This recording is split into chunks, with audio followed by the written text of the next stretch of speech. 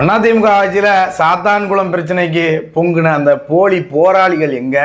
சாத்தான்குளம் பிரச்சனைக்கு குரல் கொடுத்த இந்த திமுக தலைவர்கள் எங்க?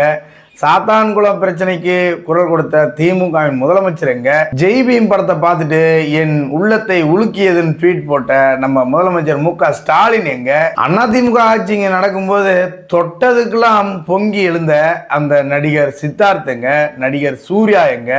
எங்க போனாங்க? இந்த போலி போராளி எல்லாம் எங்க போனாங்க? இன்னைக்கு காவல்துறை சொல்லியிருக்காங்க, வலிப்பு அந்த பையனை விசாரிக்கும் போது வலிப்பு கீழே விழுந்துட்டாராம். கீழே விழுந்தோடனே வலிப்பு வந்துருச்சான். வலிப்பு வந்தோடனே அப்படியே இறந்துட்டாராம் அப்படின்னு காவல்துறை சார்பாக சொல்லியிருக்காங்க. அந்த புகார் கொடுத்த பெண்ணோட உறவினர்கள் யாரோ தலைமைச் செயலகத்தில் ஒர்க் பண்ணுறாங்களாமா. அந்த இன்ஃப்ளூயன்ஸை வச்சு இந்த வேலையெல்லாம் பண்ணியிருக்காங்க அப்படின்னு நிறைய பேர் சொல்லிக்கிறாங்க.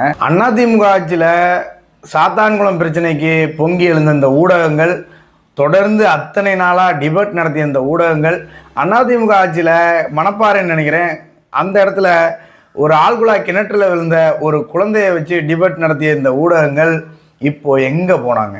இப்போ எத்தனை ஊடகம் டிபேட் நடத்தியிருக்காங்க?